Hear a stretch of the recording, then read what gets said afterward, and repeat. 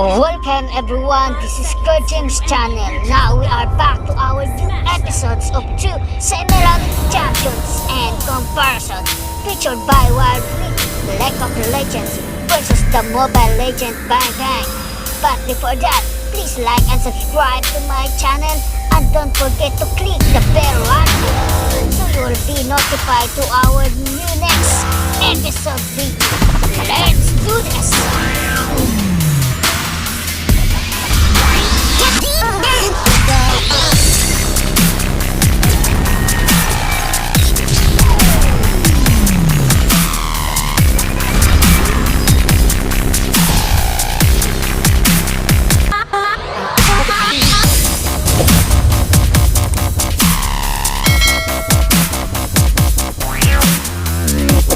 Let's talk about things that all champions can do, itemized based on the enemy team. While certain items might not be effective for some champions, they may be valuable purchases because of enemy team compositions. The most common situation where you'll adapt a build is by building defensive stats as a response to the enemy team. Aside from a couple of exceptions, offensive items are typically going to stay the same because you're just building what's best for your character. When playing against 5 AD champions, there's always going to be that one person spamming your chat, build armor, build tabbies, and while it's annoying, they're right. Against heavy AD teams, regardless of your champion, you'll likely need to consider changing up your build. For those with big commitment issues, a small change like taking Ninja Tabby can really go a long way. The same thing applies for teams that are all AP, with MR of course. A common damage split you'll see on the enemy team is either a 4-1 allocation, meaning 4 AD and 1 AP, or 4 AP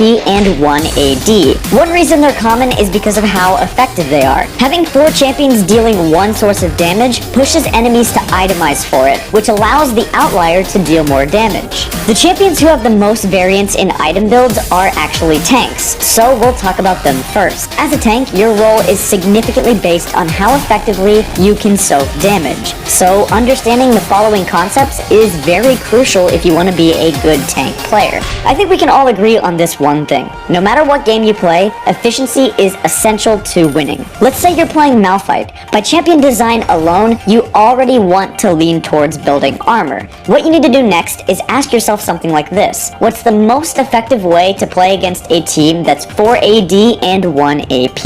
In an ideal world, it would be to build armor and kill the AP threat. The best case scenario would be the one where you can eliminate the highest damage threat towards you, that way you'll be able to tank more effectively afterwards. You can build a cheaper MR item like just 1 Negatron cloak or 1 Spectre's cowl, that way you don't get completely blown up. But your goal would be to build items that are more effective for you and avoid excessively spending money where it doesn't need to be. As a carry champion, the biggest adaptations in your build you'll usually be making are building Maw, Zanyas, Banshees, or a Guardian Angel. Against teams with heavy AP damage, you'll likely need to consider buying a Maw to subvert the damage, even if it might not be an item that helps you maximize your potential DPS. At times, survival is what will allow you to dish out the most damage, so building a Guardian Angel or a Zanya's Hourglass against assassins is usually an option that can potentially win you a fight.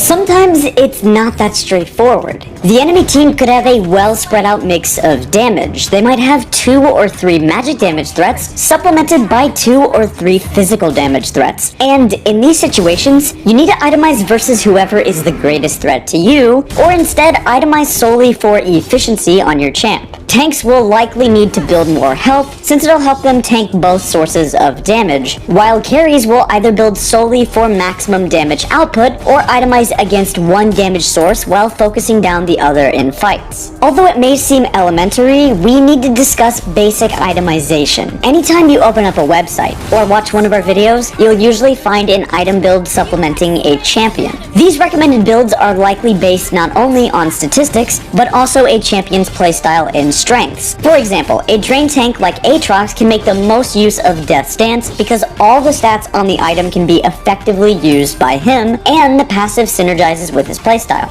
To make the point more clear, the idea is that you always want to build what effectively draws out the strengths of a champion, and you want to stick to these builds in most cases because they're never bad to go for. While they might not always be the most effective in every single specific scenario, they will never be the worst one.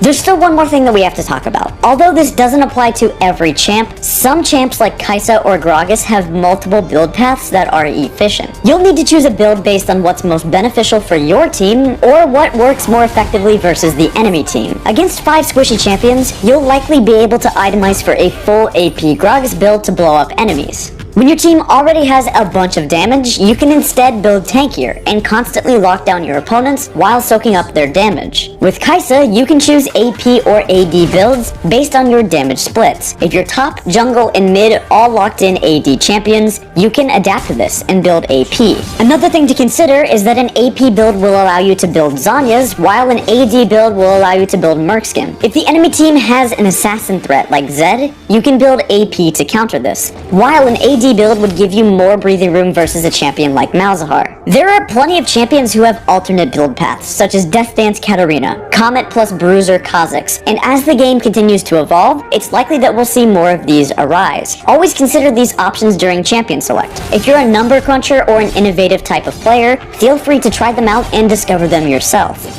Now that we've set the foundations for understanding itemization, let's talk more in depth about situational items. The first one we need to look at is Stopwatch. Not enough low elo players understand the value of this item. We see it so often in competitive play, and there's a reason why. For 600 gold, you're able to buy a Stasis Active, which can decide the fate of a teamfight. Comparatively, you could get 2 cloth armors, a longsword and a random accessory, or an amplifying tome. In most cases, a stopwatch is going to be so much more impactful in a fight. In spite of the fact that it's a single-use item, good use of it can potentially win a game. Randuin's Omen is one of the best armor items in the game. Versus enemies who have a lot of crit, it's even stronger. Against champions who rely on crit, like Yasuo and Ashe, you'll definitely want to consider building one. Whether you're building it for the outright tankiness it provides, or the active slow, Randuin's is a solid defensive pickup. Number crunchers may note that Randuin's Omen is not an efficient item to buy for the stats it gives, but its passive and active effects are strong enough to make it a strong purchase as a response to certain champions. Adaptive Helm is basically the magic damage equivalent of Randuin's Omen. As a side note, the two items pair together to shut down Corki and other magic damage based auto-attacking champions. By itself, it's a great counter to many different magic damage threats who rely on spamming abilities, or whose damage relies on a single ability that ticks multiple times. You can build it as a soft counter to champions like Rumble, Cassiopeia, and Rise. In cases where the passive won't benefit you, building Spirit Visage instead because it's a more efficient item might be better. While it's an essential item for several champions, Black Cleaver also acts as an optional choice for many others. Teams that are heavily stacked with physical damage threats will find a lot more value from somebody building Black Cleaver. The armor shred will benefit anyone on the team that deals physical damage. In cases where multiple people build it, the shred doesn't stack, unfortunately. What it does do, however, is allow multiple champions to assist each other in reaching the 6-stack maximum more quickly. Abyssal Mask is a defensive item that also doubles as an offensive item. Enemies near the owner of the item take increased magic damage. Tanks can dive in to allow their teammates to thrive, or tankier mages can build it as a defensive item while still increasing their own damage output.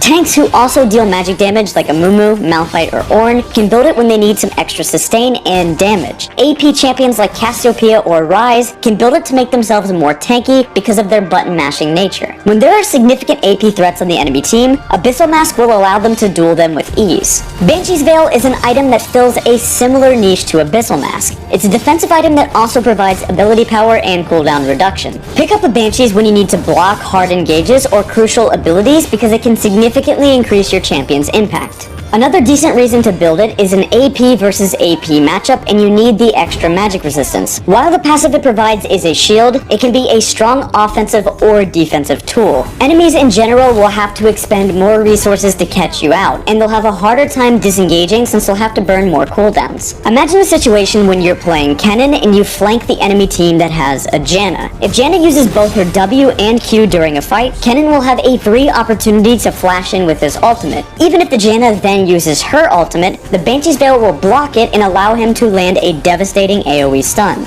We talked a bit about Maw of Malmortius earlier on. This item is great to build versus teams that heavily rely on magic damage. Hex Drinker is the cheaper version and also a component of the item. One thing to note is that Maw is not a gold efficient item by itself. but once the passive effect is activated, its cost to stat ratio becomes excellent. On the other hand, Hex Drinker is a gold efficient item even without its passive. You basically get the magic shield as an added bonus. What this means is that if you need a little bit of a boost versus magic damage, you should almost always consider buying a Hex Drinker. In some solo lane matchups, you can even rush it as your first purchase versus a dominant AP threat. If you do upgrade to Maw, however, it's going to be a much bigger commitment, so you should look to do so maybe later on in the game, or if you're absolutely confident that you can make the most use of its stronger passive. Quite frankly, Guardian Angel can be a problematic item. It's not a very effective use of gold in terms of the stats that it gives, but it provides an iconic and powerful passive in compensation. It can be built either defensively as a backline carry, or aggressively for frontliners. As a carry, it'll make it much harder for assassin champions to have the impact they'd like to in fights. Even if they manage to burst you down, they'll likely have to use all of their cooldowns and expose themselves in order to kill you. Afterwards, you'll have some breathing room once you respawn. Frontliners can build this to enable hyper-aggressive plays and fights. They can go in, look to hard engage, and potentially push enemies out trying to focus them. Even if the enemy team does focus you down, you'll be able to force crucial abilities and then threaten them a second time once you respawn. Executioners is one of the cheapest situational items in the game. Its small price tag makes it a great way for your team to access grievous wounds when necessary. While you do miss out on some AD bonus for building it, it's affordable enough to make up for it. When the enemy team is heavily relying on healing or regeneration, make sure to pick it up. Here's a realistic scenario. You're fighting an enemy at level 6 and they use Summoner Heal. At level 6, Summoner Heal provides 165 health, so Grievous Wounds will effectively deal 66 damage. In comparison, you could have 5 more AD if you didn't build Executioners. It would take 13 auto attacks before the mitigation from armor to match this. With this in mind, Executioners is a pretty clear, efficient, and often undervalued asset. When you're behind, you can pick it up so that you remain relevant. Even though you might not deal damage, you can support your team by providing extra utility. The other item that provides Grievous Wounds is Morellonomicon. Although it's pricier than Executioners, it's an item that can be much stronger. Due to its hefty price tag, however, it can also be a hard int when you build it at the wrong time. What makes this item especially good is it's one of the only items that will provide you flat magic penetration. Building it in conjunction with Sorcerer Shoes in the early game can provide a huge power spike.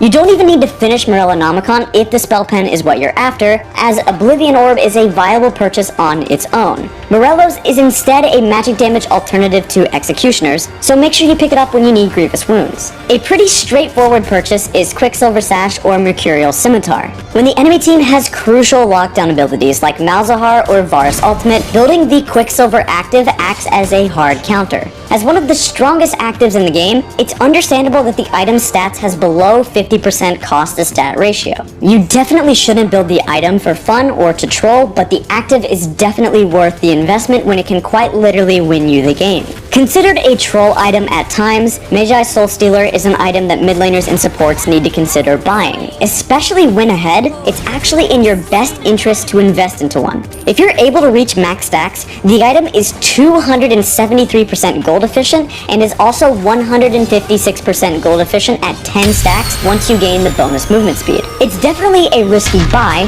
so make sure to only buy it when you're snowballing hard, or if your role in team fights puts you at very low risk of death. This concludes our video on itemization.